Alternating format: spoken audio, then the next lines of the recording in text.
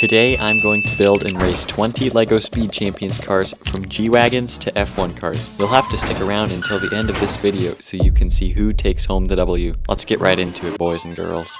First off, we have this Ferrari F8 Tributo. It's a pretty cool car from 2020 but doesn't use as many advanced building techniques that modern LEGO cars have. Next up I have two Mercedes AMG cars, one of them being a G-Wagon, only for the real Gs.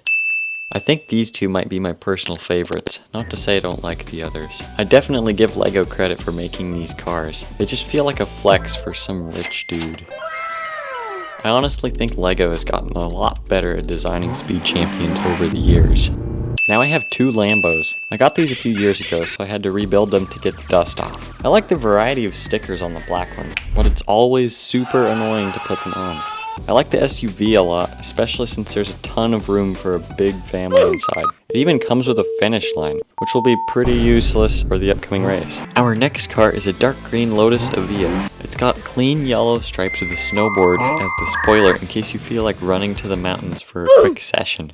We also got yet another red Ferrari. This one is a newer looking car compared to the first one we looked at. For the next car, we can treat ourselves to another Lamborghini, this one being a Countach. This one is white with a nice red interior. It has some old Lambo wheels with extra airflow at the back. Next up, I have two mint condition Corvettes, the gray one being a C8R and the red one from back in the good old days of 1969. The red definitely fits the older model, as they were more focused on color back then. Cars nowadays are definitely a lot more bland when it comes to color choices. You might recognize our next contestant as the car from the James Bond movie. I haven't watched the movie personally, but definitely want to. This car doesn't come with any play features unless this gun and binoculars are a part of it.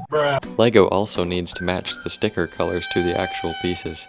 The next two cars are both Mercedes, one a Formula 1 car and the other being a normal race car. The gray car sports some snazzy building techniques on the back and an interior with a screen. The F1 car is composed of mostly black and blue pieces, looking real nice. I also have two more F1 cars, with the red one advertising HP and Shell, and the blue one with Red Bull and Bybit. These two are much newer than the Mercedes and look almost identical to each other. Now this Porsche races in those endurance races you sometimes see on TV.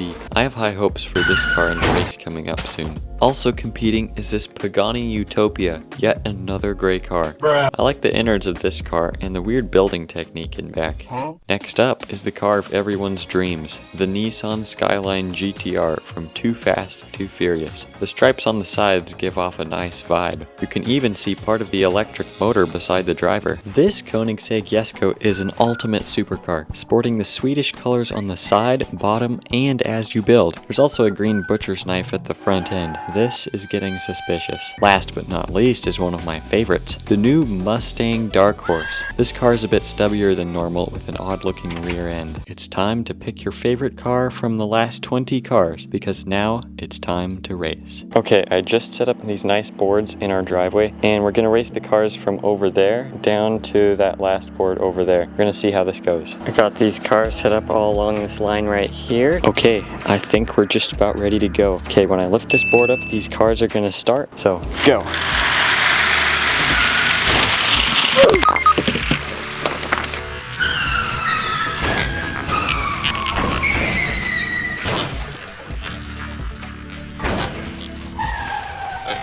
That was very chaotic. This Porsche is the winner of the race. Countach was not far behind with second place actually. This Mercedes, it didn't even go anywhere, it just stayed at the beginning. The black Mercedes was actually second to last. It didn't even get going till like the last few seconds of the race, so it ended up at this crack right here. I was figuring this one would literally make it to the end because it's the heaviest. The Ford here had a massive explosion. It obliterated the whole front end. Devastating. We got a few tangle ups over here. These guys did not make it down the hill. They only made it about halfway down. It is very hot out here, so like the video, subscribe, and stay tuned for any upcoming videos. See you guys in the next one.